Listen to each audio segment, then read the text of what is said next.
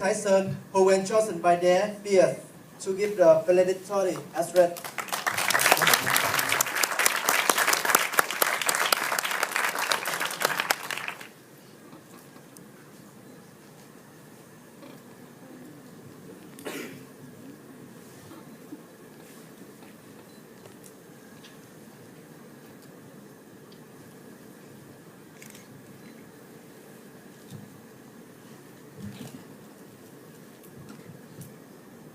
Well, what do we have here? A bunch of people with their eyes wide open, staring at these two creatures as they make a speech about the school. Well, that's enough for your literary career. Well, let's start the speech again, on a good note. Wow, like 12 years of schooling. Who could have imagined we survived? We are very appreciative for all who came today, nicely dressed of course, to celebrate this significant milestone with us. Remembering my year here at CIS, I can safely say that I would never have been the same person if I was to stay anywhere else. I do not know if that alternative me is better or worse, but I am sure that the current me is beyond my imagination as a child.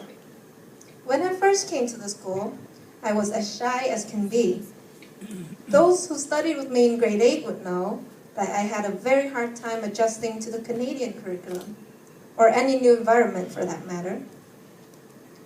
I was an emotional train wreck, as I wanted to go back to my old school and never to set foot into this new environment again.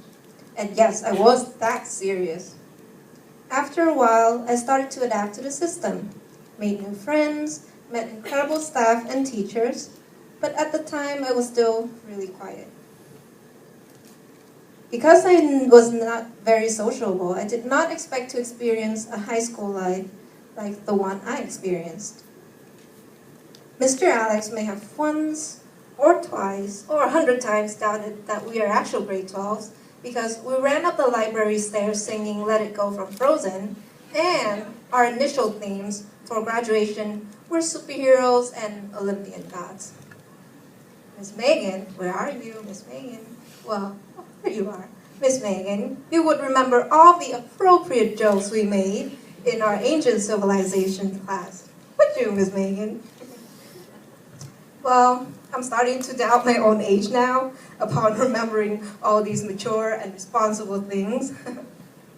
We were only, like me, many students started out quite raw. We were only blueprints to the houses that will be built. Of course, a house would not be completed without its builders. With my deepest gratitude, I would like to give my special thanks to all the staff and teachers here at CIS. Although I have only been studying at this school for a mere 1.5 years, I've accomplished results that I have never dreamt of. Before CIS, I was an average guy, actually a C+ student, and as careless as I can be, back from Canada and on the verge of failing.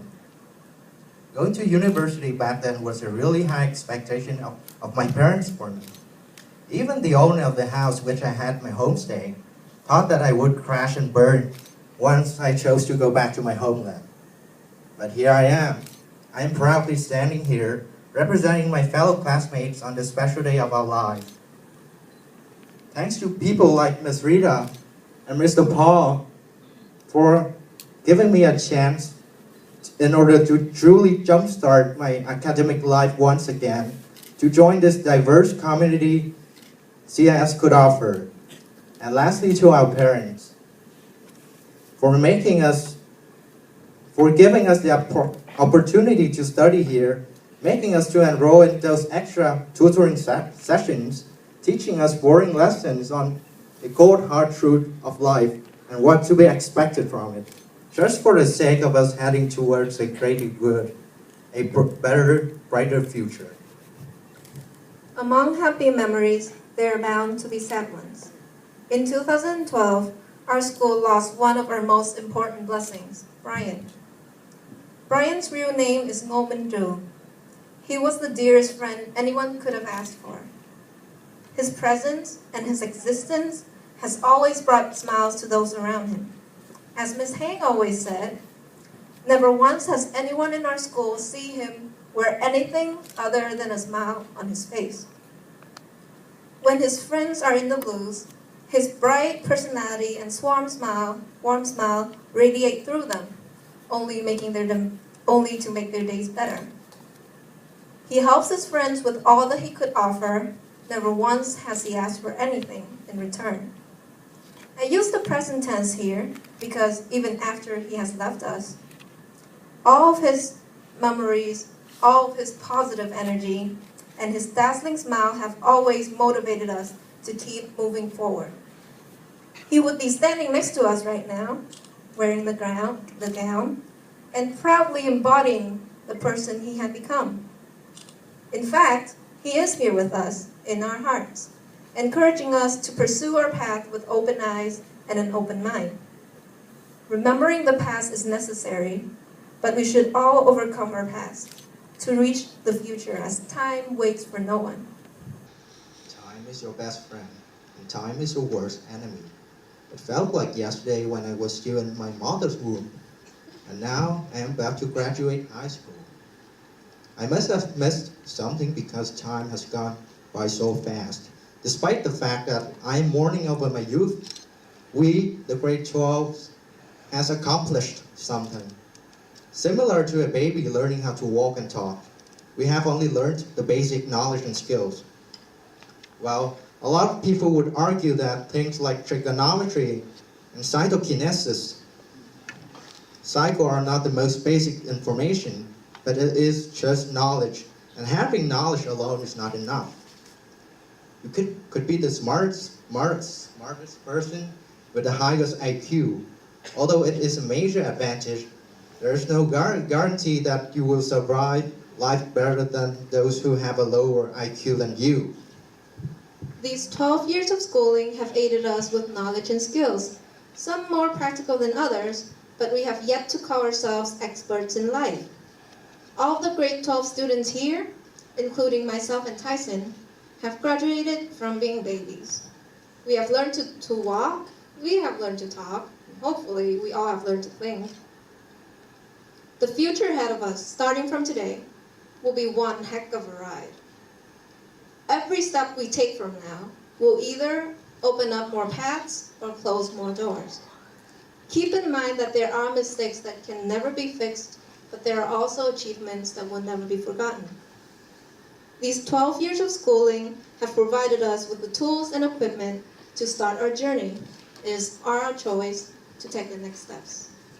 Again, I would like to express our gratitude. None of this would have been possible if we did not have our family, our friends, and our school.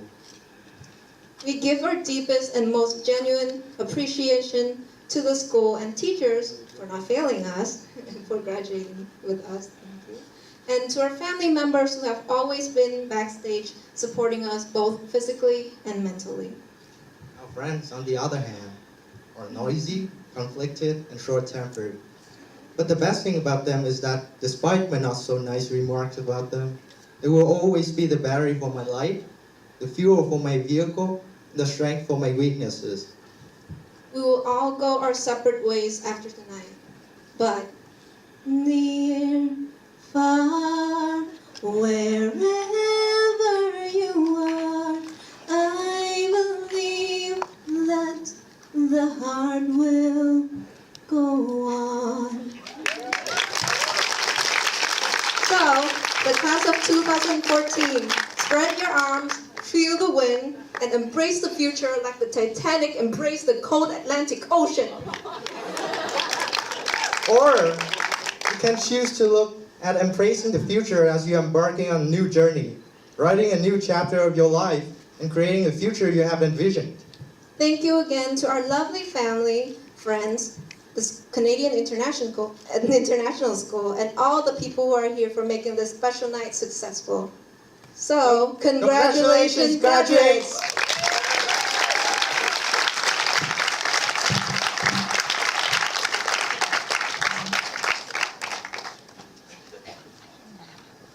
Could Miss Melanie Tinkus please come forward and thank the valedictorians?